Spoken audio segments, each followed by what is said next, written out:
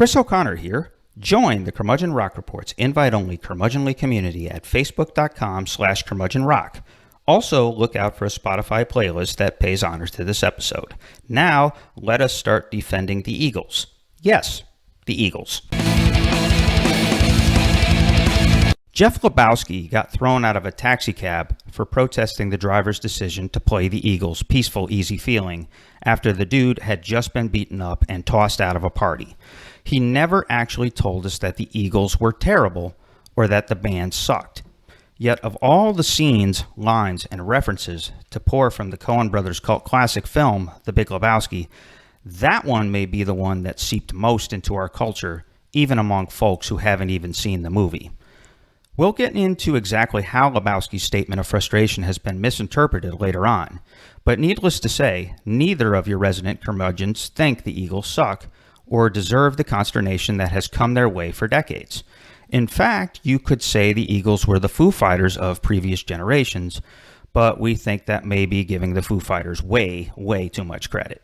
We sincerely feel the Eagles were an excellent, thoughtful band that deserves its place in the rarefied, deified air of superstar adoration. This is not a case of defending the indefensible. Rather, we are here to restore the band's standing among you, the faithful outside iconoclastic listener. Our mission is always to arm you in keeping rock and roll's flame burning brightly and stoking its intensity with every new discovery and every new passion gained. Part of that is respecting just how influential Glenn Frey and Don Henley were in making country rock a thing that stuck outside of Nashville. Another part was how they thrived on the radio after turning away from country and into harder-edged electric guitar-driven rock. Yet another part of it is respecting how Frey and Henley understood their limitations and invited some world-class collaborators into their orbit to make a better product. Maybe those guys were prickly and combative as people and as rock stars. Stories of the fights they picked and the smack they talked are legendary. As musicians, however, they suspended those egos and ultimately crafted a long string of marvelous classic singles and pumped out some great albums too. So here's what we'll do in this episode. We will dispel some myths that have denigrated the bands for years, such as the notion that the band has milked a greatest hits album that masked their mediocrity. We'll discuss the band's origin story, which is among the most fascinating in rock and roll history. As part of that, we will revisit a Los Angeles scene in the early 1970s, replete with all-time great songwriters, players, and singers, and how Don Henley and Glenn Frey seem to be friends and partners with a whole lot of them. We will talk about the individual members of the band, what they brought to the table, and how conflict shaped and reshaped, and perhaps helped them improve tremendously by the end of the 70s. And yes, we'll talk about all those singles and how the energy of the songwriters created a diverse catalog. But we'll also run through the 6 albums the Eagles released in the 70s and share some insights that may surprise you. For instance, Hotel California is not really a concept album. And even if it was, it still wouldn't have been their best one. So Jeff Lebowski was spot on in his assessment of his particular situation, but the rest of us laughing at a bad evening got his vibe all wrong. Let us now speak in defense of the Eagles.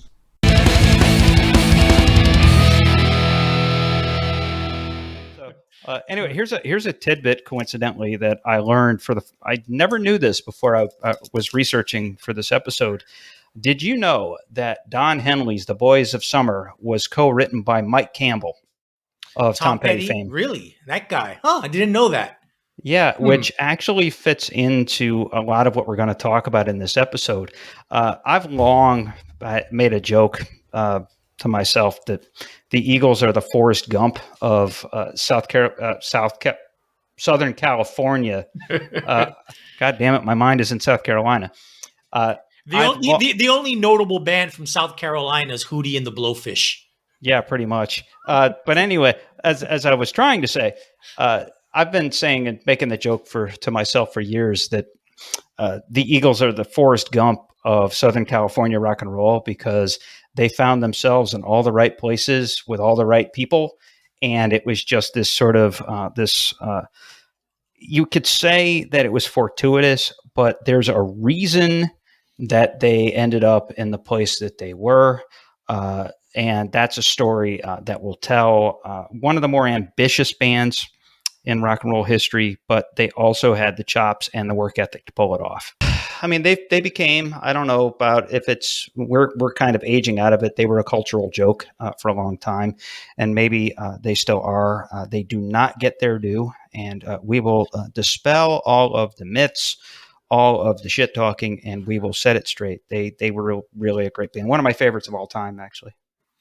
Yes, and we will get into the Eagles very soon. But before that, we need to inform people of what's going on in our parallel universe where rock music is still a thing. Right, Chris? It is. Yeah, that is indeed our mission. We are now putting that rip in the space-time continuum. We're going over to the other side. It's actually a wonderful, wonderful parallel universe and a wonderful world. The rock and roll that deserves its props and deserves its limelight actually is in the limelight and on the covers of the Rolling Stone and in the stadiums and are being revered. This is not the place. Basically, let's just put it this way. Kanye West and Taylor Swift do not, they might live in a parallel universe, but they are not on the Mount Rushmore over here. And so we get to have fun and put who the folks we believe are on the Mount Rushmore of the parallel universe of the moment. And so that said, Arturo, who will you be talking about, and whose album will you be talking about on this edition of the Parallel Universe? This is an album by an artist / band, really it's one guy, called Pink Mountaintops, and their new album, Peacock Pools. Now, since 2005, the Vancouver band Black Mountain has been a staple favorite in underground rock with their brand of doomy psychedelic hard rock. Pink Mountaintops is singer-songwriter and Black Mountain main man Stephen McBean's side project, where he tends to get experimental and explore other genres such as electro pop, glam rock, spiky punk and new wave, acid folk, and even progressive rock. Actually, calling Pink Mountaintops a side project is a bit disingenuous because now there are just as many Pink Mountaintops albums, 5, as there are Black Mountain albums. Nevertheless, Black Mountain is what McBean is generally known for. And on the latest Pink Mountaintops album, McBean's restless eclecticism has never been more evident. With its fetching anthemic guitar riff, Nicky Goes Sudden soars into Britpop sing-along territory with its bouncy string arrangement. Blazing Eye dives headlong into the land of Depeche Mode with its pounding drum machines and its swaths of synthesizers. Shake the Dust revels in trippy art rock territory with its drum beat imitating an almost Chemical Brothers-esque techno beat, its slinky bass line, its processed guitars, and its breakdown in the middle where McBean delves into spoken word psychedelia. Lights of the City even delves into 1980s Reagan-era optimistic, shiny pop rock with its corny-ass chorus of "You've got the power deep in your soul." It's a testament to McBean's songwriting chops that it does not wander into Foreigner or REO Speedwagon territory. It isn't a perfect album. It starts with a seriously misguided psych pop cover of Black Flag's Nervous Breakdown, and All This Death Is Killing Me is a sorely underproduced stab at shitty 1980s metal. Nevertheless, there are enough tasty nuggets on Peacock Pools to not only recommend it, but to have it hopefully be a gateway for people out there into Stephen McBean's world of rock, especially if it turns you on to the awesome discography of Black Mountain. Chris? No, I agree with you. This is sort of the Stephen McBean kind of showing that there is a method to the madness of Black Mountain and that he does have this vocabulary. I mean, when he rolls out of bed in the morning, he's just rocks. He rocks when he brushes his teeth. He rocks when he's driving to the studio. I mean, the guy just rocks naturally. But there's some good songs on this record. I mean, it's kind of fun. Like when you mentioned Depeche Mode, I smiled. I mean, there really is some industrial-ish rock on this. I think that the first half of the album actually is really good and really strong. So, gotcha. All right. So we transferred to Pink Mountaintops to Chris's recommendation. Please keep it brief, Chris. I'll try. Okay. So I'm now recommending the album by Black Midi called Hellfire. I like Black Midi, and on the last couple of episodes, or at least last episode, I've been lamenting lately that this has been a year of pretty good records, that there hasn't been a whole lot that I can be enthusiastic about. So even when I'm talking about, what some of these bands, some of these young bands, that it's been sort of not damning with faint praise, but just kind of, oh, this is interesting. Well, in this case, I am wholeheartedly recommending that folks listen to this record. Wacky. It is a wacky record. It is a fun listen. It's kind of ridiculous, but in a good way. It's so. How would I describe this band? So they are like a lot of bands that sort of are getting attention out of England in the last couple of years. They are an art school band. They are unapologetically pretentious. Now, we covered another band like that earlier this year on this podcast, and it was one of those rare occasions in the parallel universe where Arturo and I either praise the same album or take a dump on the same record. And we did that earlier this year with this band called Black Country New Road, which, for whatever reason, because of the British press these days has terrible tastes. Well, they were all over loving this record, and which we're like, wait a second, this is just a bunch of horseshit, because these were kids who they are on record, basically unironically as saying the Arcade Fire's The Funeral is like one of their northern stars as an influence as a band, which is just yet. And so here's the difference between them and Black Midi. Okay, so they are doing these sort of 7-minute long, sort of windy bendy, sort of 3 songs in one, kind of like weirdness and doing that type of thing. But they have much cooler influences in how they're doing it, and they also, in what they're doing, they're clearly, even if they do have some things to say, which I'll get into in a sec, they're clearly having a whole lot of fun and not taking themselves all that seriously, unlike Black Country New Road, who are trying to be grand artistes and trying to make every song the best song ever. Nope, that's not these guys. So imagine this. Imagine that Oysterhead, which is the super band, kind of the super group that was comprised of Trey Anastasio of Fish, Stuart Copeland, the drummer from The Police, and Les Claypool of Primus.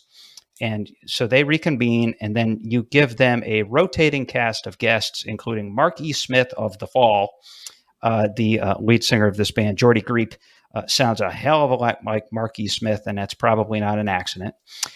Also, bring back a band from 20 years ago. Some of you may remember, and Arturo, I don't know if you remember these guys, The Locust, which basically their whole shtick was, what if Insects did a rock record? And so it's this very sort of like basically like lightning bolt on even more meth. It just doesn't make a whole lot of sense. So Marky Smith, The Locust, Tom Jones. There is a lot of kind of schmaltz that creeps up in here, and then other random artists too. There's a little bit of alt country that sneaks into the mix sometimes. James Hetfield, so they do get into some sort of aggro, almost speed metal kind of riffage, but it's just it's all over the place. It's all these genres mashed up, and it's these 4 to 8 minute long just blasts of energy and weirdness and surreality. I mean, genuine surrealism in some of these lyrics. And they also, this album, again called Hellfire, it's their 3rd album, actually. They've been around for a little bit. And the best song on this, and the best song I've heard all year, is called Welcome to Hell. And this is, it's a little bit strange when you're listening to this at first. They're all over the place. But then all of a sudden, Primus, it's almost like, one of these Les Claypool kind of like weird math rock sort of muso bass riffs that comes in. And then it proceeds to go a little psychedelic, then a little speed metal, and then back to Primus. And all the while, it has this really kind of compelling lyric. I mean, the thing about it is Jordy Greep's got one of these British voices, not quite as cockney as some of the other folks that do the spoken word kind of thing. But this one is a genuinely surrealist take on war and violence and this idea of the whether the army has any sort of glamour, and if it does, not really. And so, really compelling listen, fun and wacky. Arturo, I am going to take a wild guess that you completely disagree with me. Yeah, this is the single worst album you've recommended in the history of this podcast. This is pretty much it's unlistenable, impenetrable, needlessly complex prog rock rubbish of the highest order. Black Midi is a testament to the fact that most of the time, I would say 80 to 85% of the time, musicians / artists coming from music school, like these guys graduated from, usually make the worst, most boring, unlistenable shit music ever. One of the results of the death and decline of the music industry. Okay, yeah, artists have more freedom to do whatever they want. They have less control over their ability to make music and put out music. It's all democratized. Okay, that's all good. But one of the drawbacks is that back in the old days, musicians like Black Midi would be nothing more than the session musicians for artists who could write songs. and what we get with the decline and the death of the record industry as it is bands like Black Midi, really good musicians who are really way up their ass with their prog rock pretentiousness, all trying to show off how good they are with their musicianship without having any real songwriting chops to back it up. So at its heart, our show captures the kind of windy-bendy yet somehow organized conversation that you would have heard in a living room in Astoria, Queens back in 2000 and commits it to quote-unquote tape. I now live outside of Houston and Arturo lives in South Korea. So we are a worldwide affair, which means we truly do try to rock your world.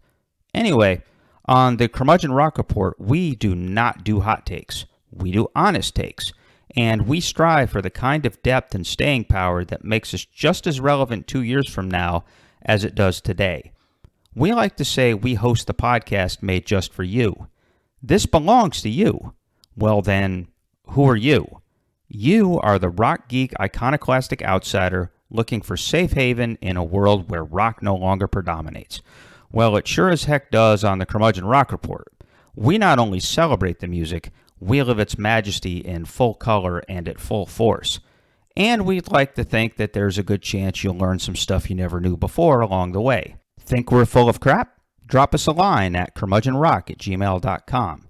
Have your own passionate thoughts? Become a member of our invite-only curmudgeonly community on Facebook at facebook.com/curmudgeonrock.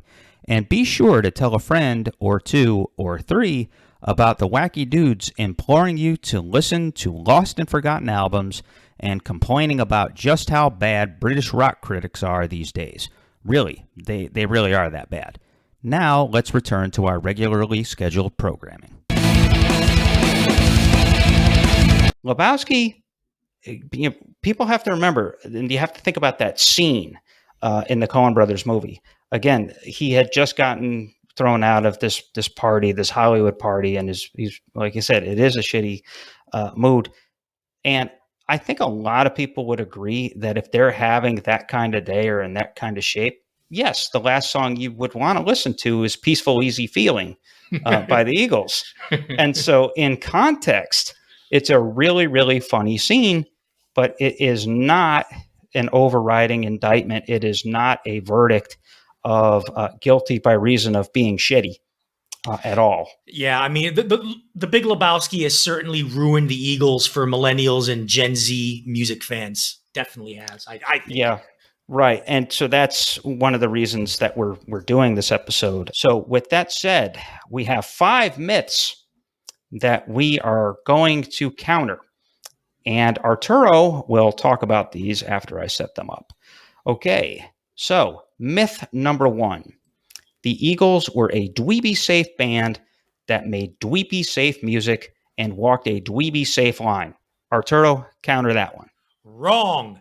If you look at the Eagles' discography, and what I mean is listen to them in a vacuum and mentally take them out of the context of laid back 1970s LA country rock that they get so stigmatized with. This also requires you, the listener, to take yourself out of yourself and listen to the Eagles outside of their cultural context. If you do that, you will find several songs that not just rock with some serious and authentic aggression in a good way, but quite a few tracks that sonically and experimentally push the envelope quite a bit. We'll go into some of these songs in more detail when we dive into each Eagles album individually. But for example, Victim of Love from Hotel California is a heavy, snarling rocker. The song One of These Nights from the album of the same name sees the Eagles doing a full-on foray into a genre that was just starting to emerge in the middle of the decade, and that is disco. In fact, the Eagles' fusion of rock and disco came a full 3 years before Blondie and the Rolling Stones did so, and 4 years before Kiss had one of their biggest ever hits with a disco rock song. Eat your heart out there. The weird off-kilter rhythms and shifting chord changes of the song On the Border, again, off an album of the same name, is ambitious enough in its musicality that it actually flirts with a progressive rock. You have the Greeks Don't Want No Freaks from the Long Run album, which is a 1950s style rocker glossed up as new wave pop. No, the Eagles were most definitely not like America or Bread or any other wussy country and folk rock band of this era. Definitely not. On that note, well, before we go to the next myth, let's stay on this first myth a little bit, that the Eagles were wussy and dweeby. Let's go into each Eagle member, all right? Okay. And let's kind of like type them for what they really are. Sure. Glenn Frey. Who was Glenn Frey, Chris? Okay, Glenn Frey is a singularly ambitious character in the history of rock and roll. Grew up in Detroit. He had a real swagger to him and a real belief. But he was like the one guy in the band that always looked like he was having fun. He was sort of the hey, why not kind of guy. He, at a very early age, became friends with Bob Seger, also from Detroit, and found his way into playing acoustic guitar and singing backup on Ramblin' Gamblin' Man. He also backed Kenny Rogers. Right. And it was Kenny Rogers that actually brought Frey to Los Angeles. Frey, being from Detroit, was the lover and the fighter of the band. Oh, yeah, absolutely. He was the lover and the fighter, and he gets credit. Henley is definitely, well, we'll talk about Henley in a second, that there's a contrast between these two guys where, Frey he's unapologetic. He's confident. He is not afraid to say, he knew it. Once he knows he doesn't have limitations anymore, then he's like, fuck it. I'm gonna forward, kind of bowl forward. But he's the opportunist. He's the ambitious guy. But also, again, just very, very smart. And he also was like the guy, along with Henley. He was the business. He had the sense of, here's what we want to do. Here's how we think we can get there. And, let's not coast. It's like, let's not be when anybody else thinks we should be. Even if he didn't have an idea of what that was, he didn't want to be didn't want to be boxed in. And so he's really the spirit. We wouldn't have the Eagles if it wasn't for Glenn Frey. Just this sort of the spirit that, he's like the rock and roll spirit personified for sure. Absolutely. All right. The other important Eagle, Glenn Frey was the first of the two really important Eagles. The second one, obviously, and as most people know, he had the most solo success. Don Henley, the resident poet, and frankly, kind of a dickhead. Yeah. So Don Henley is, I don't think he gets more flack than he probably deserves. He is a really gifted person, really. And he's one of these guys, and I relate to him because he's one of these guys who's just so naturally eloquent and is such a consummate overthinker that he makes you think he's full of shit 80% of the time. And so, whereas Fry is the one who's looks like he's having all the fun, Henley comes across as a guy who never had any fun ever.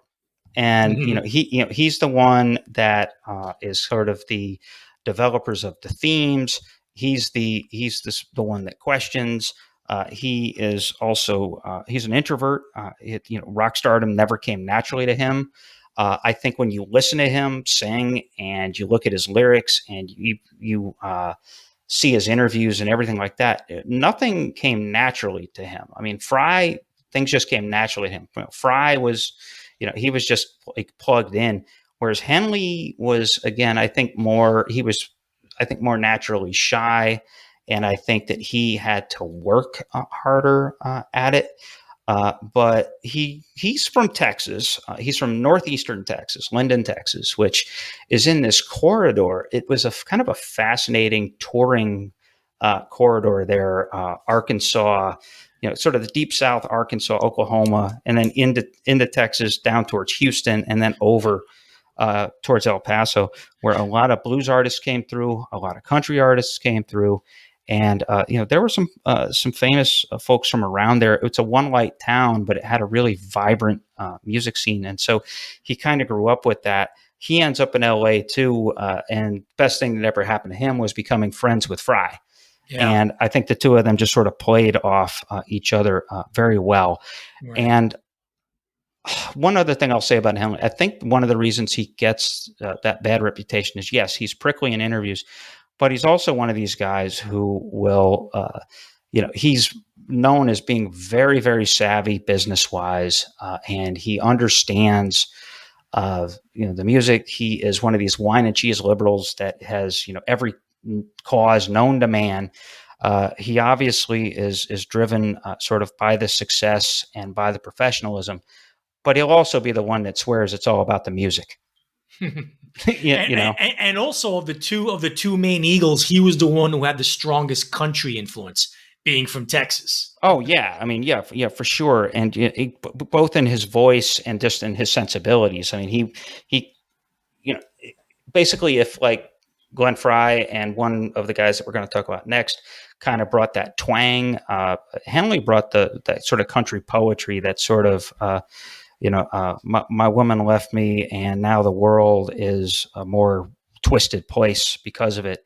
Now let's think about that. That really is where kind of what Henley's thing was all about. Right. All right. Speaking of country, the next Eagle we'll briefly discuss, the Eagles' original lead guitarist, Bernie Leadon, the prodigious dork with the banjo and country soul. Yeah, basically, yeah, that is one way to put it. Bernie Leadon, he had a tremendous pedigree. He was a member of Dillard and Clark, and he was a member of the Flying Burrito Brothers for 2 albums.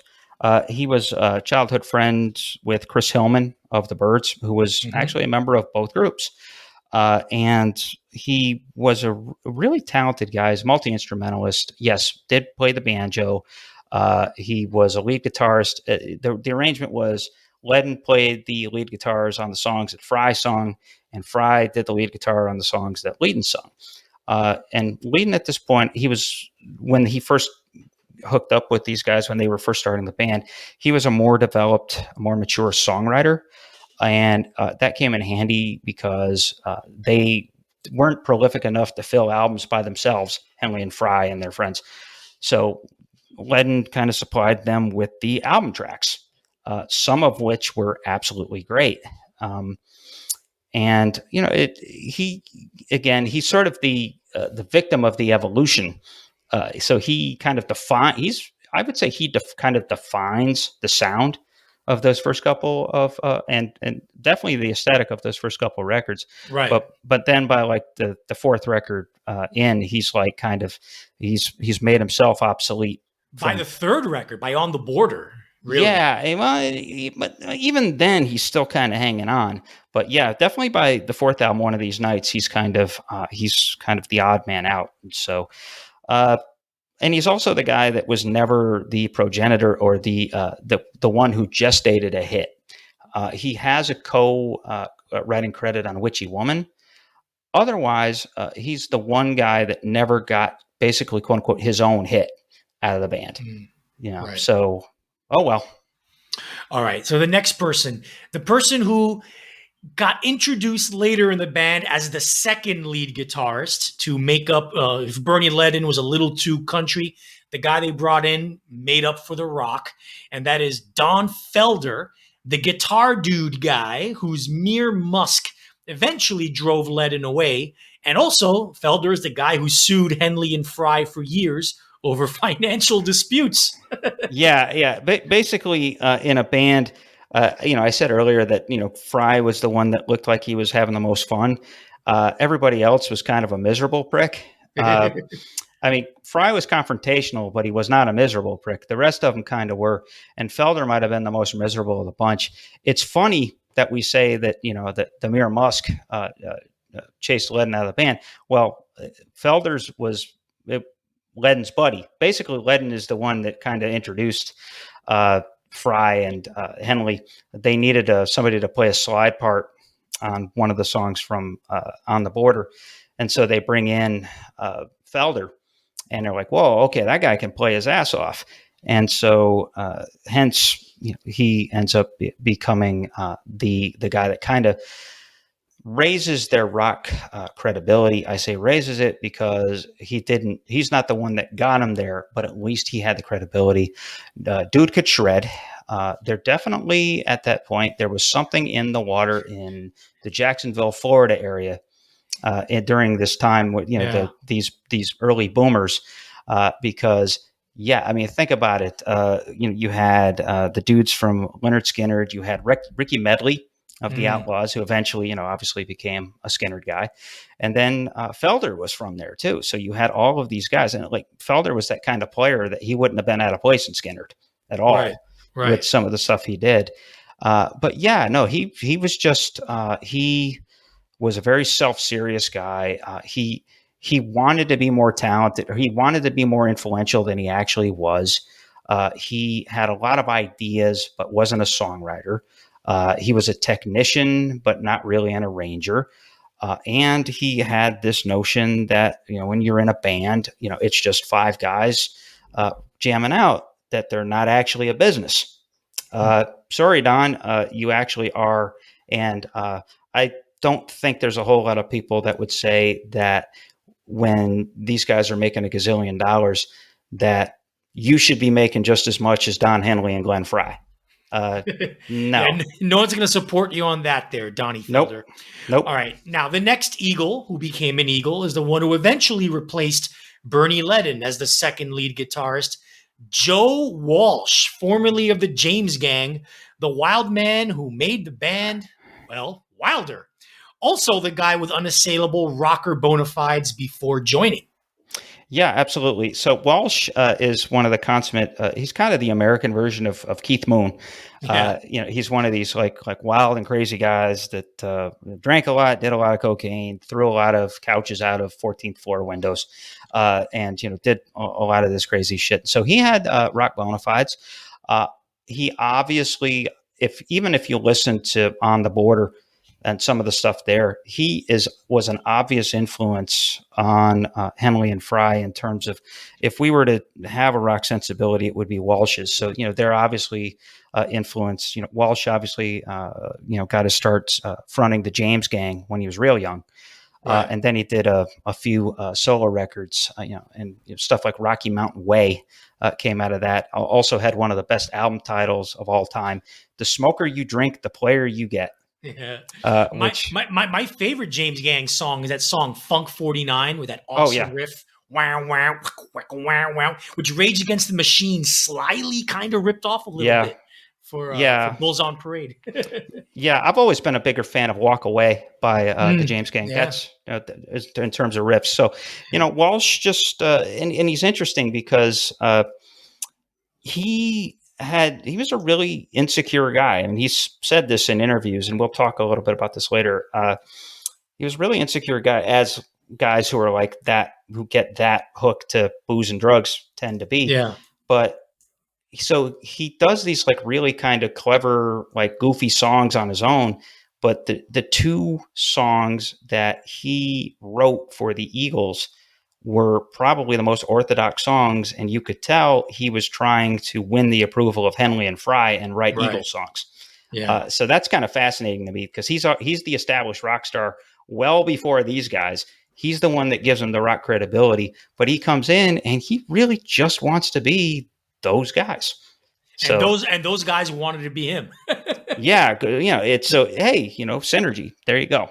Oh yeah, and then we go into, well, very briefly, and we'll end the band profile segment before we go into the second myth, because the band profiles really are important. Misters Randy Meisner and Timothy B. Schmidt, the first two bassists in Poco, who became the only two bassists in the Eagles. And Timothy B. Schmidt has also the recognition of being the primary writer of quite possibly the Eagles' wussiest hit, "I Can't Tell You Why." Which is still a great song, but hey, if you are going to call them wussy, or if you are going to call them dweeby, that would be the one song that you would point to before all else. Yeah, it's interesting. These were the two normal guys in the band too. Basically, like we said, Schmidt followed Meisner. Meisner was the founding bass. He was the original bassist in Poco. Basically, Richie Furay pissed him off. Something bad right at the beginning, and so he quit even before the first album was released.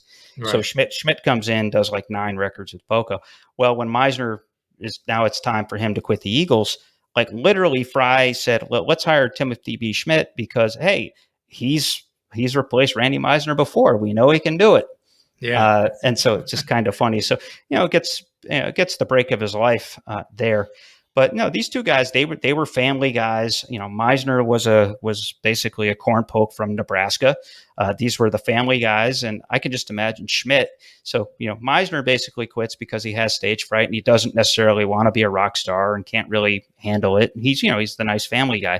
So Schmidt comes in now. He's the nice family guy, but he also doesn't have the 7 years of history with these guys.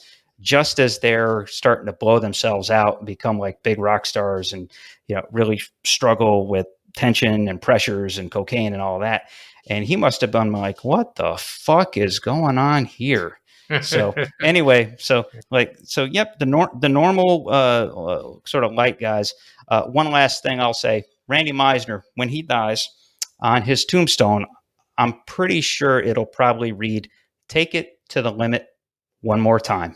We're going to talk a lot about that song very soon. Sure. But anyway, now that we got those band profiles out of the way that really kind of help dispel that first myth. Yep. Myth number 2. What is the second myth, Chris? Okay, so we talked about how these guys are not actually dweeby. Now let's set up myth number 2, that the Eagles were merely the sum of their all-time top-selling greatest hits record, as well as the song California. Nope. And that is where I think a lot of the scorn comes from. It's just people being fucking lazy. Lazy and being haters and just not being very knowledgeable. If you ever get to listen to a good classic rock radio station or even a website that serves as an online radio station, you'll hear many Eagles songs that aren't on their greatest hits album. In the previous Mythbuster, I mentioned Victim of Love and On the Border. How about James Dean, the rip-roaring rocker off of the On the Border album? That same album also has the Eagles' emotionally splendid version of Tom Waits' Old 55. Yep. Good Day in Hell from that same album is one of Don Henley's most rocking, defiantly angry songs before his anger gave way to cynicism. I already spoke about the album On the Border, which I think is one of their best albums. But the album Desperado the whole album Desperado is a beautiful, cohesive, multi-textured, and surprisingly eclectic concept album about what, as you alluded to earlier, Chris, the price to pay of living life outside of society's norms. It's a very Yep. sympathetic, empathetic record in a lot of ways. Yeah, absolutely. Yeah, they really did have this sort of empathy for the bad guy. Everybody thinks is the bad guy, but also Yeah. empathy for the downtrodden, empathy for the Right. victimized and the alienated. And some other songs that come to mind: "Those Shoes," Mhm. "Outlaw Man," and even some of Bernie Ledden's stuff. Yeah. We'll talk about this a little bit later, but on one of these nights, we are turned on to prog bluegrass, and so there is a lot to enjoy about the Eagles just outside of those 9 songs. All right, Chris, what's that third myth? Okay, myth number 3. The Eagles were just another Los Angeles band who lived on the road, bitching about Los Angeles and life on the road. Yeah, this myth really pisses me off. Eagles songs were so much more than just about Los Angeles. The sweeping, epic final track off of Hotel California, The Last Resort, is Beautiful song. Mhm. basically an American history lesson in song, detailing the expansion and settlement of the western half of the United States before it turns into a commentary on gentrification and environmental degradation. Witchy Woman, contrary to popular belief, is not a misogynist song, but is actually an ode to Zelda Fitzgerald, the wild, hard partying wife of legendary American novelist F. Scott Fitzgerald. The entire concept album, Desperado, doesn't have the city of Los Angeles appear even once in a single song. Nope. I can go on and on.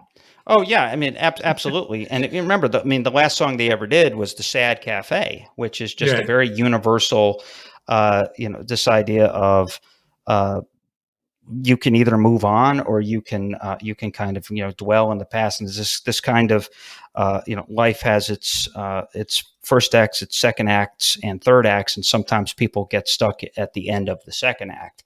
And so there's, like you said, there's really some profound and almost sort of psychedelic or like even literate stuff. I think that Don Henley, yes, I mean there are some. I think Henley became the dominant personality in the band. I think that this is pretty inarguable in the last couple of records. And yes, there is a lot of lamentation and bitterness in the lyrics. I think a lot of this probably just comes from plain old life in the fast lane. Because, yeah, Yeah. I mean, or like even New Kid in Town. I mean, those are sort of kind of seen as sort of L.A. Kind of LA bashing songs, Right. but no, just way more depth. And to me, they're more about they wrote more about the American myth and Yeah. the demythologizing of the myth. See, hey, it's getting meta here. Yeah. And so, yeah, it's just, no, they were just really just excellent in terms of, they were thoughtful and they were deep and they had an expanse to what they were doing. Now, myth number 4. Chris, what is that?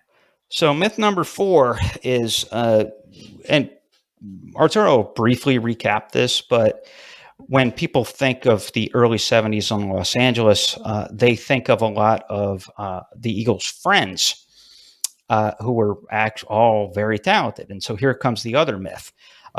Linda Ronstadt, Jackson Browne, J.D. Souther, Bob Seger, and other folks in LA were more responsible for launching the Eagles to their high status than the Eagles were.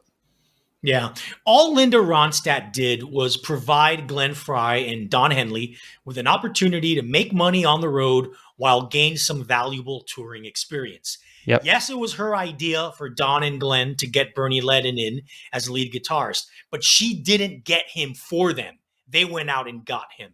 Yes, Jackson Browne introduced David Geffen to Glenn Frey, but Geffen wouldn't have signed the Eagles to Asylum Records had he not liked what he heard, especially someone like Geffen, who was a very picky, finicky listener.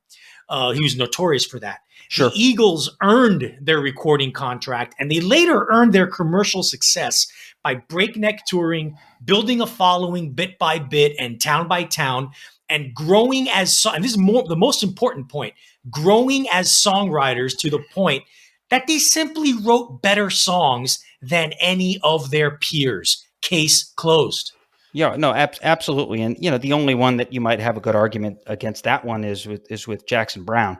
And I wouldn't. I think Jackson Browne was beneath these guys. Well, ultimately, yes. I mean, he never did songs quite as good as Hotel California, but there's this wonderful documentary actually that you turned me on to called The History of the Eagles, Part 1 and Part 2, where Fry is talking about his beginnings in Los Angeles and learning how to write songs. Well, he lived in an apartment, and he's a broke young guy, but Browne was even broker than he was. And so Browne is living in the basement apartment beneath Fry, and Fry said that he would hear Browne working on his songs down there, and he learned how to write songs because he could hear Browne through his floor, like basically like, kind of, we would like play things like 20, 25, 30 times. So just like kind of tweaking things and doing all of that. And so, but to your point, yes, they had all of these talented folks that were vouching for them, that maybe opened some doors that they were associated with. And Right. And I think that your point is like the most perfect one, which is they won over David Geffen, who's famously dickish. Yeah. The guy that sued both Don Henley and Neil Young for making bad music. So I mean, I wish I had the balls to do that with so many artists right now. Exactly. So that's the idea. So just because they have talented, more more sort of deified friends doesn't mean that that they're second class. And Right. in fact, they're right there with them. Right. All right. And the final bullshit myth, number 5, Chris. Yes. And the final one is that the Eagles had no rock and roll backbone until Joe Walsh joined the band. I think we've already established that that's pretty much bullshit.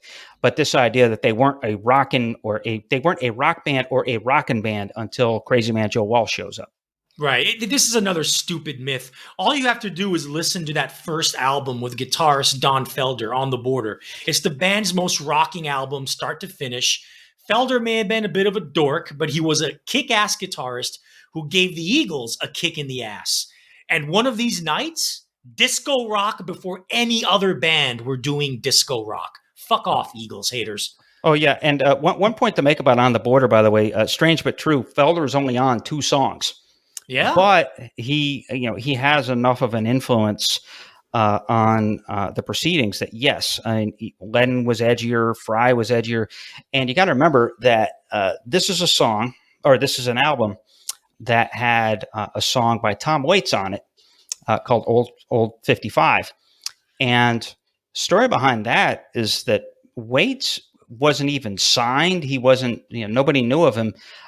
Fry just happened to hear or have access to there was a 3-song demo that Waits had floating around in LA. Fry just happened to hear it. And I think like him and even I think like it in Geffen's urging, they covered it. So, yeah, I mean, that's bona fide. If you need any proof that those guys were legit, they actually recognized Tom Waits before Tom Waits was a thing.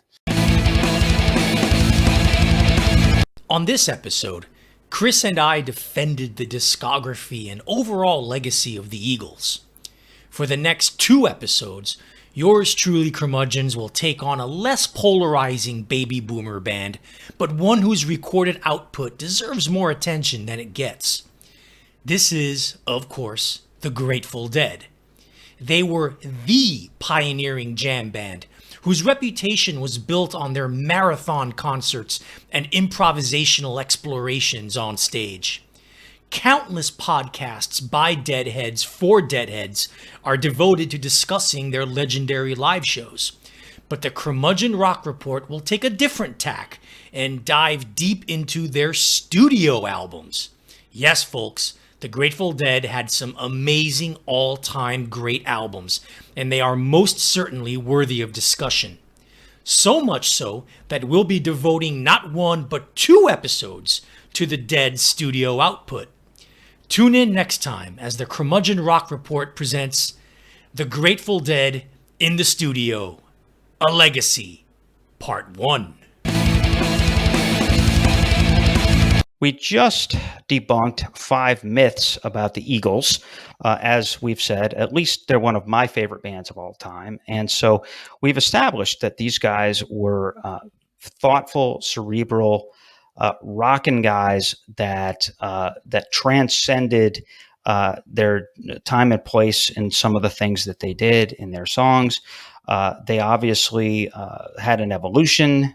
They could do country, but they could do rock. And this is a story that you can also tell through we call it a discography now. I guess you could call it a catalog of albums. Back in the 1970s, they released in their first iteration 6 albums, and all of them are very good to great, and they really show the story of how the band evolved.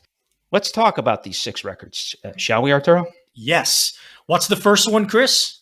Okay, so they released their first record, and again, they've been floating out there, backing up Linda Ronstadt, kind of doing their own thing, building their sound in the clubs, including the Troubadour. Now they're ready to release an album, and they come out with their first record, Eagles.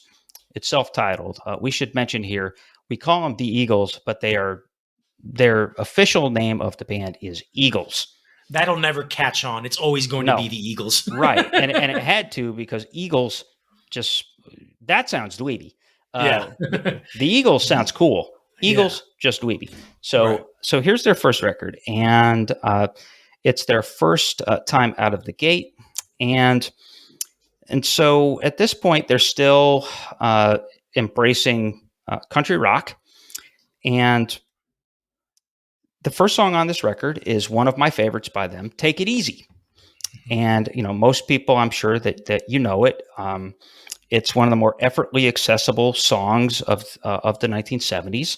It has that built-in country twang, one of the breeziest melodies, and it immediately shows one of the Eagles' greatest musical gifts.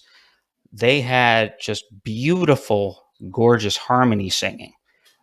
Whether it was the voices themselves or the energy they brought into them, I actually think that on the whole, their harmonies were much better than Crosby, Stills, Nash's in a lot of ways. Big talk right there. Yeah, no, absolutely. I think that on the whole, maybe it's not as powerful in some of the best spots. Like Deja Vu's got some really powerful stuff, but it's prettier and it is gorgeous, and we get it right here on Take It Easy. That's right. And so you get all this, and then you also get some meth crank level banjo, which is kind of a neat feat. And it has one of my favorite lyrics of all time. Well, I'm running down the road trying to loosen my load. I've got 7 women on my mind, 4 that want to own me, 2 that want to stone me. 1 says she's a friend of mine. It may be lightly misogynistic, but funny and just evocative. And so that's the start. And then from there, this one also has Witchy Woman on it, which is the only song that Henley wrote on this album. It's worth mentioning that Henley, it took him a little while to evolve and emerge as a songwriter, but once he did, boy, did he. But here we have, it's just sort of a classic, just sort of little, sort of countryish little ditty with some really nice harmony vocals on it. Let me go into some of these songs. Oh, sure. Go ahead. Like you said, not surprisingly, their first album is their most countrified one. Yes, the 3 big hits, Take It Easy, Witchy Woman, Peaceful Easy Feeling, they are here. But there are other gems too. Randy Meisner pulls his weight in a big way with the haunting bluesy Take the Devil, and the album closer, the rousing arena rock ready stomper Tryin'. Many listeners will be surprised to know that the lovely shuffling country ballad Train Leaves Here This Morning was not only sung by guitarist Bernie Leadon, but it was co-written by Leadon with the legendary former guitarist and singer from the Byrds, Gene Clark. Yes, Jackson Browne wrote the groovy rocker Nightingale, but you'll have a hard time convincing anyone that he could have sung this song with the same soul and gusto that Don Henley did, or that Brown's band could have tackled the song in the same muscular way the Eagles did. All in all, I agree with you. It's a terrific debut album that, along with those patented heavenly harmony vocals, showed everything that was good about the Eagles right from the start. So after they did Eagles and they established themselves, from there they had some modest hits. They got some attention, and they were set up to succeed. Next came Desperado, and here is a case of Glenn Frey and Don Henley feeling confident in their developing talents as songwriters and as artists, and also as sort of LA wild men, sort of young guys in Los Angeles in rock and roll. And the story of Desperado is very simple. Glenn Frey is looking at, he's got a fascination at that time with the Old West, and he's looking back and he says, you know what? These days, rock and rollers might as well be like the Jesse James of this era. We might as well be the outlaws of the old, like akin to the outlaws of the Old West. And so they ran with that and said, why don't we do a record where we have this notion of ourselves as Old West outlaws? And so Desperado is born from there. This actually is a concept record where it's, sort of bad guys versus lawmen, and also, tales of empathy and caution on here.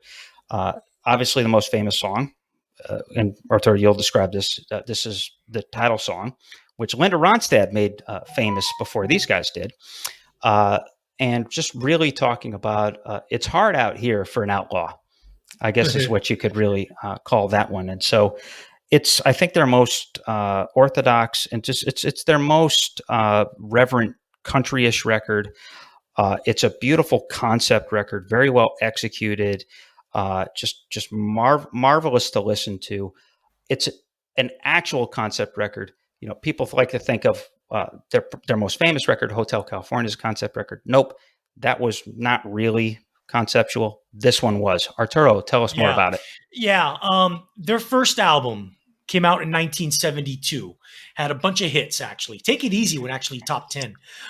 The second album, just 1 year later, in 1973, they went super ambitious with this concept album. And what a powerful, moving concept album it is. The country rock is still present, but you can detect a much stronger whiff of traditional folk music throughout the record, as best heard in the Doolin Dalton bluegrass instrumental segue and the beautiful waltz time Don Henley ballad Saturday Night. What is an Eagles album without bassist Randy Meisner's yearning high-pitched vocals? You get that with the shifty rhythms of the mid-tempo Certain Kind of Fool. David Blue was a folk singer-songwriter who was a contemporary with Bob Dylan and Phil Oakes in New York's folk scene in the early 1960s. But in Glenn Frey's hands, Blue's song Outlaw Man becomes a raging riff monster of a rocker. And of course, as you mentioned, Chris, there is the ballad of all ballads, the title track, Desperado, a song that showed a true blossoming of the Frey-Henley songwriting partnership. It wasn't a big hit at the time, but it soon became a staple of the band's discography, thanks to, as you said, Linda Ronstadt's lovely version of it. Anyone who isn't moved by listening to this track for the first time, either as a heart of stone or just overall shitty taste in music, this is the Eagles' second best album, in my opinion. Yeah, and FYI, I believe Desperado was the first song that Henley and Frey wrote just as Henley and Frey. And it was a partnership, and it was a subtle partnership too, because it wasn't like Lennon McCartney, where one or the other wrote it. Yeah, They right. actually kind of worked together on these songs. Right. And now we move on to 1974, their third album, On the Border, which we've spoken quite a bit of already, Yes. but we'll continue. And 1974, enter Don Felder as the third guitarist and enter the Eagles' transition into being a full-on rock band with a capital R. This is the album that gained back the commercial momentum that Desperado inexplicably lost, especially when Best of My Love became the band's first number one song in the US pop chart. As far as dreamy, sentimental, slightly corny love songs go, Best of My Love is unparalleled in its sheer, shimmering beauty. Country rock ballads don't get more blissful than Best of My Love. Eat Your Heart Out, Graham Parsons. I've already spoken about Old 55, the title track, Good Day in Hell, and James Dean. How about the rampaging classic rock radio staple Already Gone? Yep. More than Take It Easy and more than Lionize, this is arguably the definitive Glenn Frey song. It encapsulates his, for better or worse, macho rebel spirit than anything else in the band's discography. Oh, for yeah. anyone who questions whether the Eagles rocked, this album is Exhibit A to the contrary. Yeah, absolutely. Now, this album it's a transitional record, and there's a lot of interesting stories about this record. So, like you said, it's Don Felder's first presence or appearance with this band.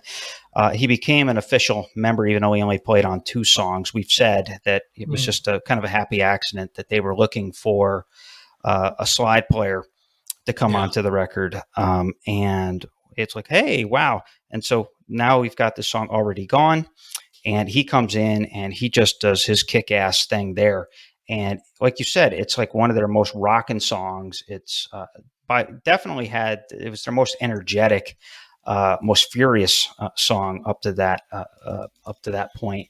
But it was a ready-made hit as well. Yeah. Now, the other thing to note about this record is that they made a transition in producers. The first 2 records we should mention were produced by Glyn Johns. Now, that name might sound familiar to a lot of folks, that Glyn Johns was involved and had a seat in some pretty cool things. He either worked as an engineer or as a producer with The Who on Who's Next, with the Rolling Stones on several of their records.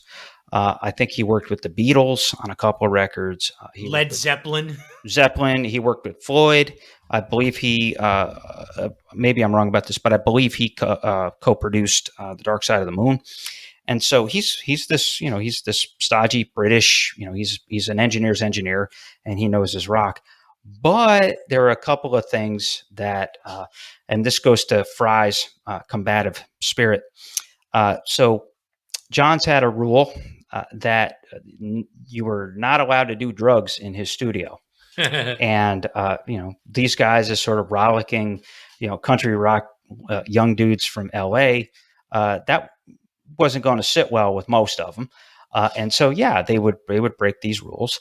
But then, Johns is like, okay, these guys, they wrote some really good songs here. He was a big fan of the country rock stuff. But so you get the personal tension between at least him and Frey. Then we get into this record where, Frey is now saying, I want to be more of a rock band. I want a third guitarist in the band. He's got Felder and he's got this tough sound. Well, now, you've got Glyn Johns, who's, again, this sort of stodgy guy who's been there, done that, worked with all these great bands. And Johns is like, well, you know what? This kind of sucks. You guys were good at the country rock thing, but you guys are you want to do rock and roll. You're not rock and roll. The Who is rock and roll. And to which I'm sure Henley and Frey were like, well, yeah, motherfucker. We know we're not The Who. We know we're not as good as The Who. So just produce our record. So basically there was this whole thing. And Johns insisted that they record in London. And so put all of that together, and they end up back in LA with Joe Walsh's producer, Bill Schmidt. I believe it's pronounced Simzik. Yep. There's a lot of Z's and a lot of Y's in that. SZYMCZYK. Simchick. And so he comes in, and so now you've got a new producer who has less reliance on echo and sort of engineering mastery. And now you've got this third guitarist, and I think it just the spirit of this record. It sounds like a band that's in an urgent and important transitional phase. Wouldn't you agree? Yeah, totally. This is the transitional record. This is like where they completely changed. Country rock was still there. The country stuff would linger on for another album or so, but this is where the Eagles just came out as a full-on rock and roll band. Right, which is ironic, by the way, because it's weird. Like you talked about The Best of My Love, which is an incredible song, but it really doesn't fit the rest of this record. It's the last song on the record, but it's not like anything else on the record. It's deeper and it's more resonant, and it's got this sort of more ballady kind of wistful thing going on, where before this it had been kind of an edgy, defiant record, and just sort of really it's a statement record that ends with generally, I guess you could call it a non-statement. It's just a lovely ballad. Yeah, but I think the album needed this song because it was a little. I love all the rock and stuff, but this kind of takes the edge off a little bit. It's kind of the breather you have at the end of a long run, and I think that's what "Best of My Love" does for "On the Border." Gotcha. Yeah. So. Okay, so that was the record in transition, and so now we go into 1975, and now you're at a point where they're an established band. They've done 3 records, 2 of which were successful. They've now, I believe, they've now won a Grammy. I think "Best of My Love" won them a Grammy, I believe, or at least were nominated for one. And so now they're stepping up in their ambitions, and they're starting to get a better sense of themselves. As I said before, Fry and Henley, they had the confidence as they were developing that as they improved, they wanted to, they were more comfortable with making statements and trying things, and being sort of in the here and now, and just sort of finding their place within what was happening in rock and roll. One of these nights is exemplary of that. I think this is where Don Henley really starts to step up to be the shining star of this band. Love this record. It's just below great. But other than that, there is some marvelous stuff on this record. So One of These Nights, as we've said, it's disco rock. 3 or 4 years before anybody was doing this. This is 2 years before the Bee Gees fully embraced disco. And so, really, sort of working with that, there's some experimentation with some electronicized drums.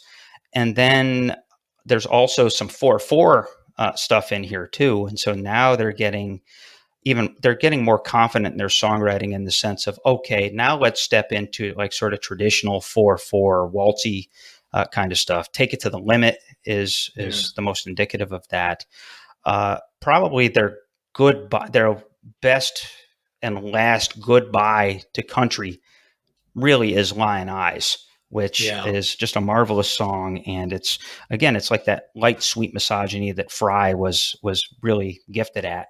I mean, basically it's him sitting at a bar looking at some chick that he obviously thinks is married, like getting ready to cheat on the husband. And so it's like an indictment of the girl I wish I could have, but somebody else is having. And, oh yeah, by the way, I also can just tell by looking at her that she's cheating. So there's that. And then, like I said before, Prague Bluegrass, Journey of the Sorcerer.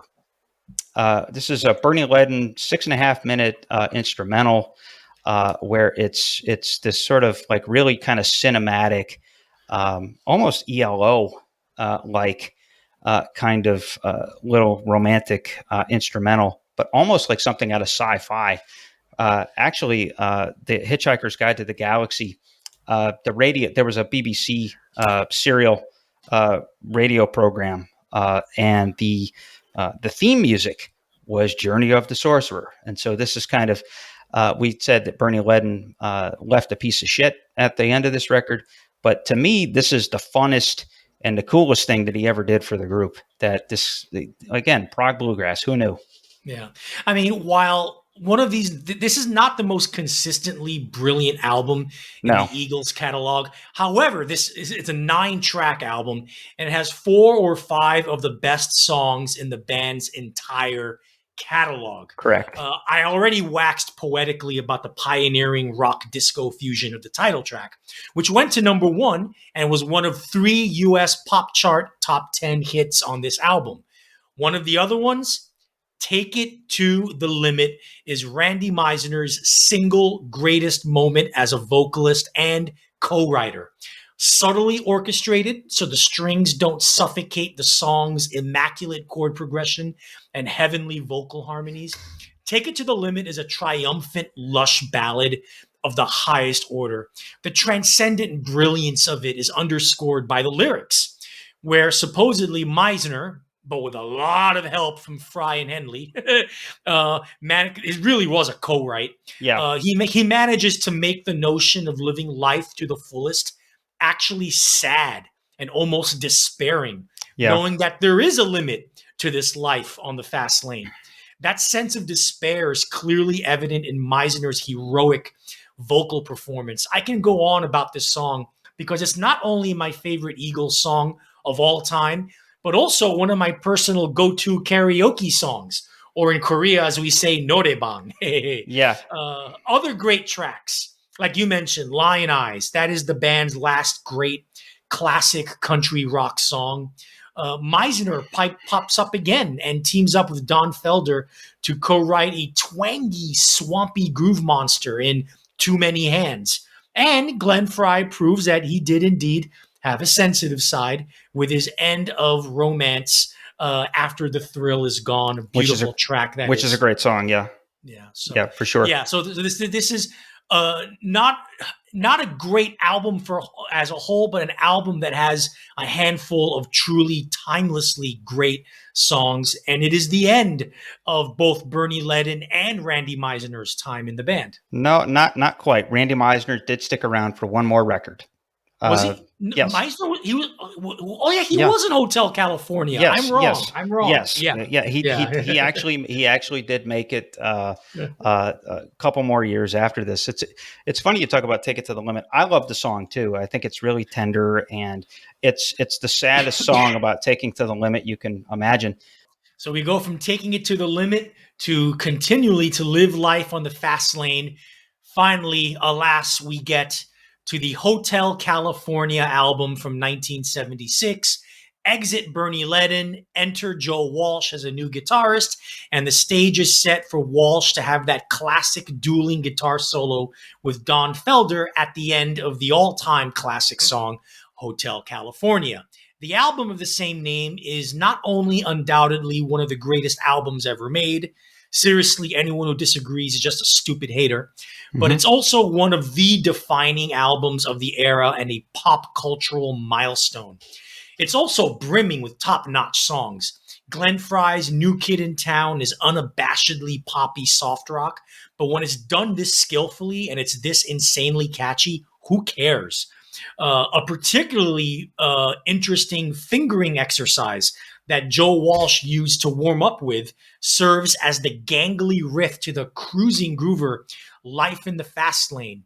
We already discussed The Last Resort and Victim of Love, and enough has been said and written about the album's title track that it's up there with Led Zeppelin's Stairway to Heaven and Lynyrd Skynyrd's Freebird as one of classic rock's most ubiquitous songs. The only thing I'm going to add is that no, it is not about the end of the world. No, it is not about many of the things that many people throughout the years have built myth about, or what this song is really about. No, it's just Don Henley's commentary on how living the quote unquote American dream is, for a lot of people in the country, is a disguise for the American nightmare that is its true underbelly, as Henley embellishes on in the documentary History of the Eagles. Oh yeah, absolutely. So this was the first album I ever owned on CD. Hmm. So my mother in Christmas of 1991, she bought me this boombox that had a CD player. I'd never had a CD player before, and the first CD she bought me was Hotel California by the Eagles. So this is a special record for me. As you said, it was Joe Walsh's first foray into the band, and it immediately makes dividends here. So I guess we should talk about, well, two songs that I want to talk about. First off, Hotel California. Uh, Don Felder. So this comes out of, he was one of these, he was almost like kind of the neglected child who really wanted to please the parent. And Yeah. so, he would make these demo reels going in where he would come up with these sort of 16, 17, 18 concepts. They were more concepts than songs. And so he came up with the bones to Hotel California, that riff, the sort of the 12 string, the double, whatever they call that, the two guitar sort of 12 string riff with the tempo and the basic structure of the song. I've always said that all of us, every one of us, including you and me, Arturo, we have either an inspired like riff or just motif, or an inspired like just sort of hook, or a 3-minute pop song. All of us have Right. one of those moments of genius in us, and this was Felder's. And so he comes up with this. I've seen Henley in other interviews refer to it as Mexican reggae vibe to it, and so it has this kind of dream logic feel to it. It's got this kind of woozy dream kind of feel. It gives you a feeling of inertia, and I think Henley and Fry built on that with that imagery. And we say American Dream versus American Nightmare. I think that lyrically it is kind of conveyed in dream logic, in that kind of dream logic framework of this idea of this kind of weird idea of the normal guy. It almost makes me think of like class warfare too. It's like, these guys that were just kind of, the poor guys that 5 years earlier were struggling to make $250 a week. And now they're like partying in Beverly Hills. And so like what happens when like the hillbilly walks into like the posh party with like all the drugs and all the orgies and all that kind of stuff. And so really compelling there. The other thing to talk about on that song is that Joe Walsh actually wrote the double arpeggio part, that the double solo, which to me is better than anything Dickie Betts ever did. And that's a bold statement. And again, I think, Walsh, obviously had done a lot of great things before this. That was his finest moment. I mean, that is just a genius piece of just arrangement and playing, and just the sort of the intensity of that, the depth of feeling of that is just incredible. The other song that I've always loved on this record is pretty much the only one we haven't talked about, which is Wasted Time. Oh yeah, that's a great one. Yeah. Just beautiful, beautiful song. And it kind of goes into the same, and well, I'll talk about this and then I'll make a larger point. It's related a little bit to Hotel California in the sense of what happens when the dream becomes the nightmare, and how do you go on? And so this is just one of these.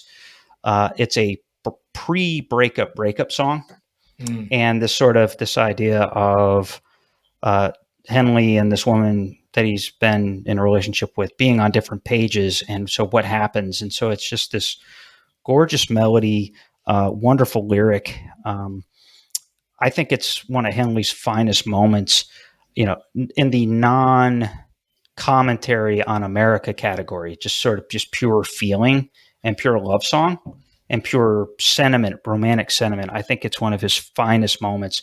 Tremendous lyric. Before we move on, so we said earlier that Desperado was a concept album about stepping into to the shoes and to the feelings of the Outlaws. This has been misconstrued as a concept record over the years because of a lot of the themes of being, LA being a drag and, facing all of these certain, the trappings of stardom or the, oh, shit's about to get real because we just turned 30 kind of stuff. And so it gets this, but it's not a concept record, but it does have a theme. There's a difference. Right. A record with a prevailing theme versus a concept record. And I think one of the reasons it's done is because Hotel California is such a genius, such a masterful song, and such a ride in and of itself. We kind of want to think of the rest of it as fitting in. Yeah. But that's not really the case. And so I'm talking a lot about this record because, again, I would say if I did an honest top 10 favorite albums of all time, this is one of them. And so it's always had a lot of meaning to me. And it's ultimately the reason why I don't bag on Don Henley as much as a lot of other folks do, because I think that there's just some genius and just genius lyrics in this thing. Yeah, my two much older brothers had this album on vinyl. It's one of the vinyl records that I grew up listening to over and over and over again in my brother's bedroom. It's DNA. It's like DNA at this point for me. Yes, and thank goodness, because you wouldn't be the curmudgeon we all know and love if it hadn't have been for your brothers Monty and Leo. So God bless them. Speaking of curmudgeonly, things get curmudgeonly for the Eagles. A few years later in 1979, when they released their follow-up to Hotel California, The Long Run. They took a little bit of a break after Hotel California. They needed to. That was a multi-gazillion selling record that had numerous hits, and members of the bands themselves were starting to suffer from the drug consequences of being the biggest band in America. And here, Chris, is where you and I diverge a bit when it comes to the Eagles. I know you love this record. I think it's actually the weakest of the band's hot streak in the 1970s. The things that people criticize the Eagles for start to show up a little bit here. Wussy, lightweight pop rock? Yep, I can't tell you why. Probably wins the prize for most obnoxiously wussy Eagles song ever. King of Hollywood finds Glenn Frey at his most annoyingly decadent, while the lyrics are ostensibly a swipe at creepy, sleazy Hollywood executives who exploit women. The music couldn't be any more milquetoast in its production and delivery. Yet, these are the Eagles, and at this point, Henley and Frey just could not write great songs.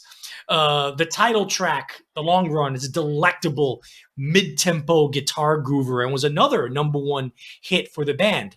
Heartache Tonight, co-written with Bob Seger, takes honky-tonk barroom rock and melds it with some heady, new wave-ish production. It's a strong record with some individually great songs, but you can start to hear the cracks in their armor a little bit, and it isn't surprising that they broke up a year after this album came out. Yeah, so we diverge only in the sense of, now my objective mind, my rock critic mind, my writerly mind, objectively sees this as their best record. It's not my favorite record. And it's not even my second favorite record. My second favorite record is probably One of These Nights. But I've also come to love Desperado over the years too.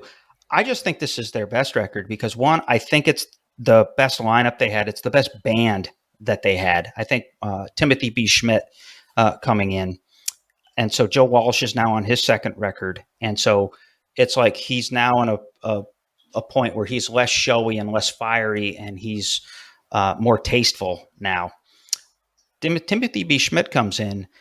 He is a more versatile bassist, obviously, because at this point they're starting to play a little bit with they toy around a little bit here again with disco. They play around with some soul. They kind of play along, basically kind of like a light, almost chugging kind of menacing rock with like Those Shoes, The King of Hollywood, some of those things. And so Schmidt coming in, he's a more versatile bassist, and he can sing. Like I said, Henley's an incredible singer. Like you said, The Long Run, very soulful vocal there. But Schmidt just could sing. He's just a very pretty voice, and he was like a go-to. Not surprisingly, if you could if you had a really pretty voice in the late 70s in Los Angeles, you probably showed up on a Steely Dan record. Schmidt actually does do some backing vocals, I believe, on like both the Royal Scam and Aja.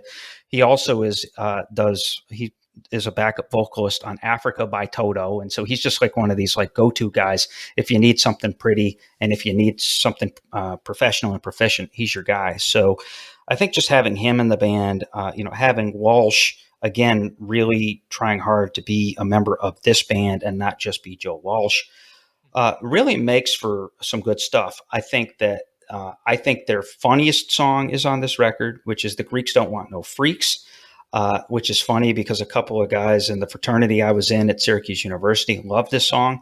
And I don't think they ever realized it was really a song about us and really just basically bagging on just how like awful we were collectively in the Greek system.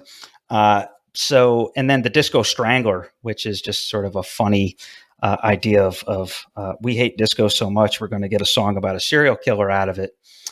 With Felder experimenting again with this sort of, you could tell he was probably digging Chic at the time and digging Nile Rodgers, and so this is a white boy from Jacksonville, Florida, trying to do his best impression of Nile Rodgers, and so that's funny in and of itself. And so their funniest songs, some really poignant songs. The only thing that you could call exuberant on this record is "Heartache Tonight," and it's one of those things. It's 10 songs. Like you said, at this point, they're burned out. They're not liking each other. They're doing too much drugs. They've lost some confidence, actually. Fry talks about it in that documentary about how in 1978, Henley and Fry would get together a lot of the days in the year and a half that they made this record and not do anything because they couldn't get on the same page, or they just didn't quite know what to do. And so, how do you follow up Hotel California? Well, basically, but they did it really well. And so it took them a long time, but they came up with a very strong 10-song set, recorded very well, played very well, sung very well. One thing they never did is they never lost the harmonies, and the harmonies got better. Actually, the harmonies on this album are better than the harmonies on Eagles, the first record. And so, again, just a very professional record, very clean record, very consistent record. Ends with the Sad Cafe, which I love. It's one of their better songs. J.D. Souther co-wrote it, but even so, it's still really strong. Strange but True. Bob Seger actually co-wrote "Heartache Tonight." That's what I was going to say. They were struggling so much. A few of these songs, they needed help getting over the finish line, but I really think that I think it's their best record. And one other thing I'll mention about it, thematically, it's a very bleak record.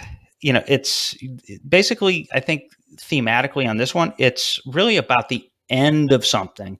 It's like they're sensing that the end is near. And so there's this sort of dread, but there's also this sense of caution and warning and anger. Like you said, ostensibly, Fry is singing about creepy Hollywood executives. I think of Harvey Weinstein, maybe, and that. But there's also some songs in there, like "Those Shoes" is basically, "Hey girls, be careful out there because there's a lot of creeps out here, and it's really hard to be a young girl out here in Hollywood." And there's several songs that get into that. So I think they end on a strong note here, but pretty clearly that was going to be it. Go ahead. Right. It's interesting, Chris, that you say all these nice things about the long run. You know who disagrees with you? Who would ever disagree with me on this one? Robert Christgau, in his review of the long run, when he was working for the Village Voice, quote, "Not as country rocky as you might expect. The Eagles, after all, are pros who adapt to the times, and they make the music tough. I actually enjoy maybe half of these songs until I come into contact with the conceited, sentimental woman haters who are doing the singing. I mean, these guys think punks are cynical and anti-life? These are guys who put down the king of Hollywood because his dick isn't as big as J.D. Souther's. C plus.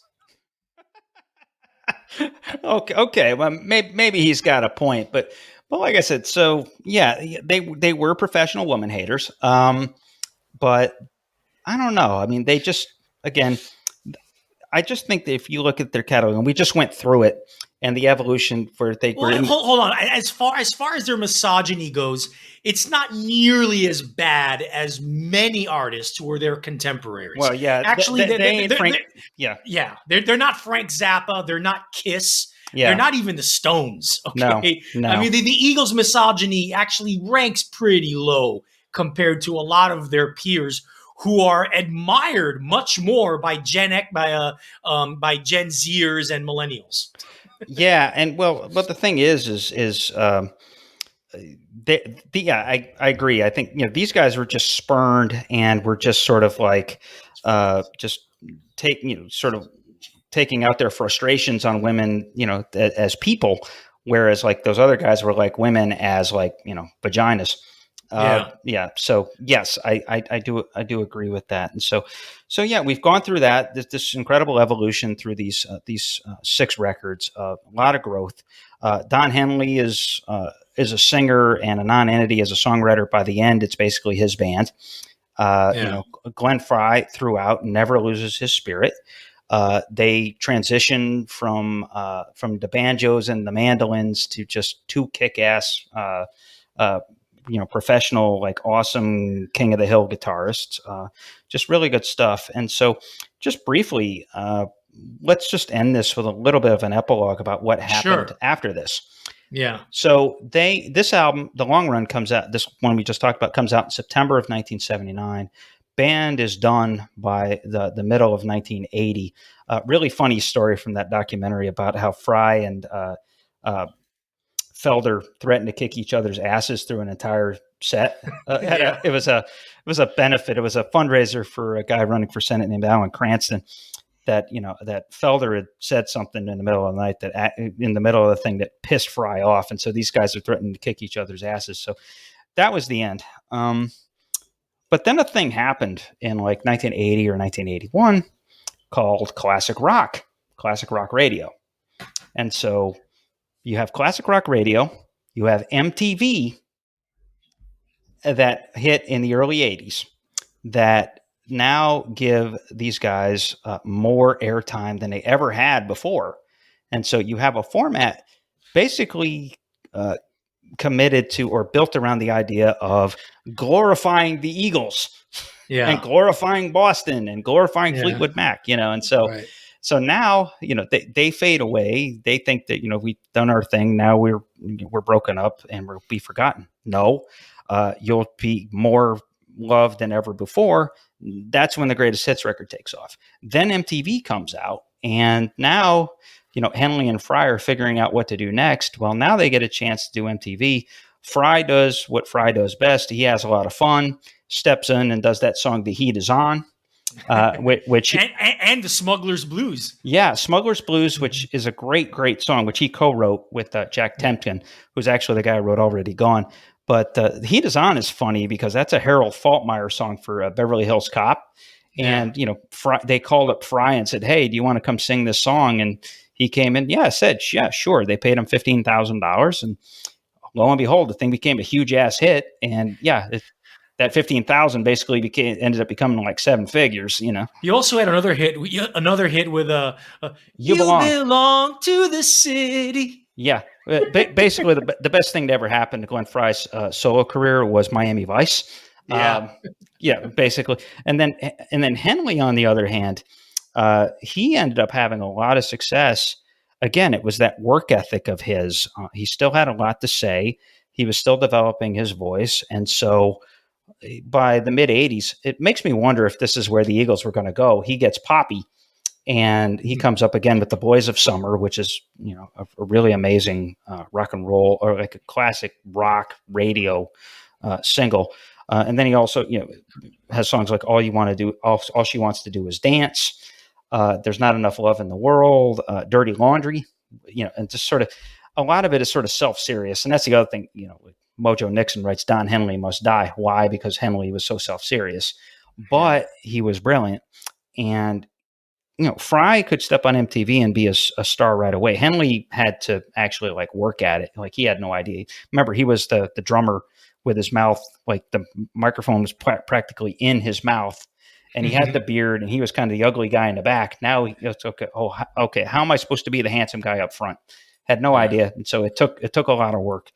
But anyway, so classic rock radio, you get MTV, and then a decade later, lo and behold, you've got baby boomers who grew up, they were contemporaries, knew and loved all those songs, who now, one, had a lot of money, and two, had children who had inherited their parents' love for the Eagles. So in the early 90s, lo and behold, there's a tribute record, a covers record that comes out that is a fundraiser for Henley's charity Walden Woods, which is, basically save Henry David Thoreau's woods and raising money for that. And it's a bunch of country artists doing Eagles songs. It sells so well that they basically all said, holy shit, there's an audience here. There's a market here.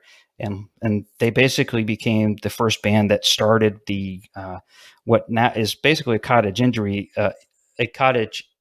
industry for like greatest hits, never ending greatest hits tours. And so the Eagles did that. And so that was basically the rest of their lives, was basically making money off of celebrating themselves. Okay, so here's something we have not done in about 5 months, folks. As part of our fourth golden age of rock series, we wanted to go so deep that we sacrificed one of our favorite segments, and hopefully one of yours. We call it the Vault. And one of our rationales was that the fourth golden age was one gigantic vault. Well, heck, the Eagles, okay, they have a vault, but they're not gigantically vault-ish. So lo and behold, we are bringing back the vault. So welcome everybody back to the vault, in which both of us, we have an extensive vault in our, basically we have great big basements that have great big wall safes that we can just walk and crawl into and crawl through all the gold and pull out beloved albums that we have accumulated over the course of our lives. We're approaching decade 5, so the vaults are very deep. And so we're going back into them this week. And it's interesting because we both have chosen albums that came out in our adulthood. Yes. And so they're relatively recent entries in our vaults. So, Arturo, what are you taking out of the vault, and what oldie and goodie are you talking about this week? All right. So, if I mention a French duo doing electronic music in the 1990s, most people will say Daft Punk. However, yes, there was another French duo doing electronic music in the late 1990s, and they went by the name of Air. Nicolas Godin and Jean-Benoit Dunkel met at an architecture college in Versailles, France in the late 1980s, and played in several bands together before they embarked on their duo project in 1995, named Air. After they put out their first EP, Premier Symptôme, First Symptoms in English, in 1997, their French record label, Source, with greater distribution through Virgin Records, urged them to put out a full-length album. Air happily obliged with Moon Safari. The album Moon Safari emerged in early 1998 to widespread critical acclaim and huge commercial success, not only in their native France, but throughout the UK and Europe as well. The album even made noise in the notoriously fickle EDM underground in America, where it sold 300,000 copies. So, what was the fuss all about? Generally speaking, Moon Safari takes the spacey lounge pop of mid-90s Stereolab and slows it way the hell down. But there's more to this album than that. In fact, it is a pioneering album in the down-tempo and chill-out subgenres of electronica that would become prominent in the next century. There's a non-ironic romanticism and a sweeping melodic beauty to all 10 tracks that range from addictive mid-tempo EDM grooves to lushly orchestrated 1960s to 70s easy listening pop. Sexy Boy is the album's best known track with its subtly propulsive, sultry groove and glittery atmospherics, plus an awesome bass line that the rock band Muse would lift for their song Plug-in Baby a few years later. Oh, yeah. There's also Ce Matin-là, which shimmers with an ethereal beauty unlike anything else in pop music at the time and is driven home with a tastefully decadent trumpet melody and lovely string arrangement. The opening track, La Femme d'Argent, oozes a laid-back sexuality with its loping bass line and interweaving coil of electric piano and psychedelic synthesizer. Essentially, it is cosmic porno music in the best possible sense. Oh, absolutely. Air would continue making music into the early 2010s, but subsequent albums by them kind of ring hollow to me, of too much Pink Floyd worship, particularly with their 2000 soundtrack to the film The Virgin Suicides. Nevertheless, Moon Safari casts a tall shadow over the duo's discography, and justifiably so. It's not only one of the best electronic music albums of all time, it may very well be one of the best purely pop albums ever. Chris? Yeah, this album is phenomenal. They just had this knack. They just had this sexiness to them, and they just had this compositional panache that a lot of their peers just didn't. I think that they they could just squeeze the sensuality of what they were doing just remarkably well. I'm actually a fan of their 2004 record, Talkie Walkie. That's okay. It's got its moments. Surfing on a Rocket, Mike Mills, some of those songs. I'm a huge fan of that record as well. Actually, I think in some records, in some senses, that is a better bedroom record than this one.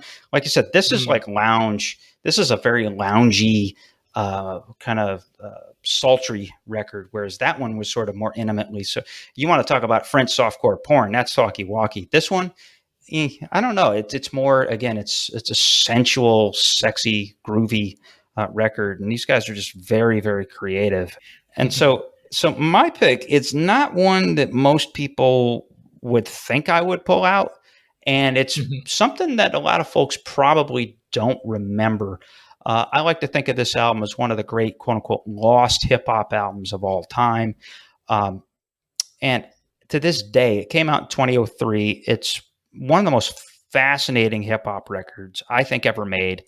And it's basically one of my favorite records. And I'm talking about this album called Mississippi, the Album, by a rapper named David Banner.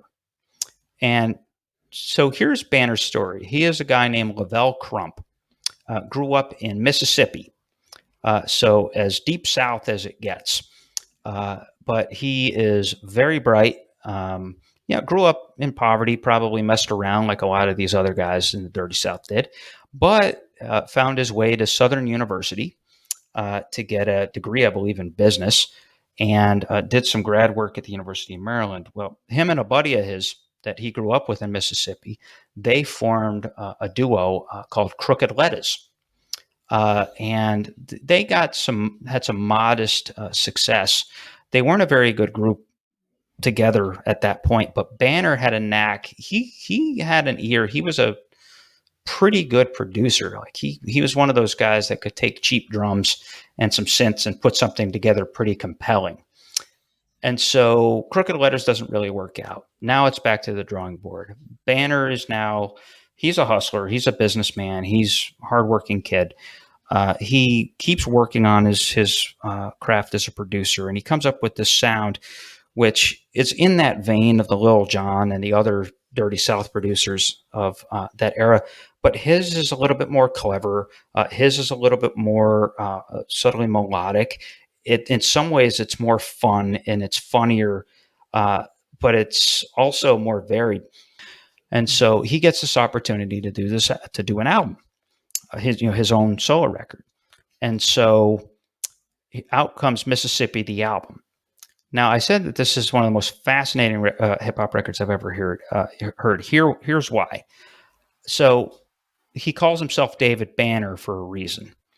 It's the idea of don't make me angry or you won't like what you see. It's the old right.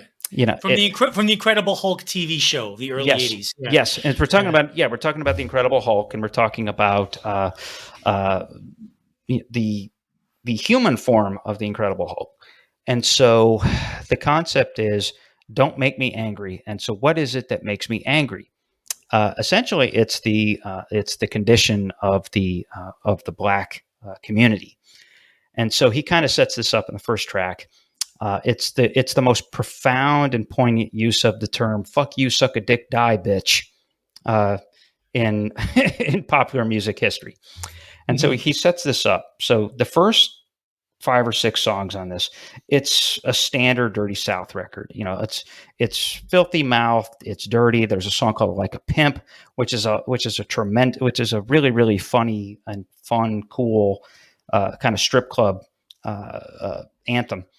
He's got a song on there called "Fuck 'Em," which has this like wonderful little horn beat, but in his voice, he's got this growl, and he's got the filthiest mouth, I think, in the history of hip hop, one of them. And he's doing all this. And so for the first third of the record, it's just the standard Dirty South kind of, like in your face, more well done than others, but it's standard thing.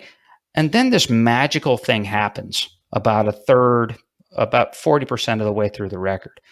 All of a sudden, you get this song, the title song called "Mississippi," and now the cheap drum beats and the sort of the energy and the more clichéic Dirty South stuff has now been replaced by acoustic guitar, slower tempos, more sort of ethereal keyboardish stuff going in the back, and now all of a sudden it gets this sort of serious tone of why exactly is he called David Banner? It's the condition of Blacks for generations and centuries in the Deep South. And he starts, getting heavy. This idea of Mississippi, being this place where, we're the blackest. We understand the Black experience better than anybody else.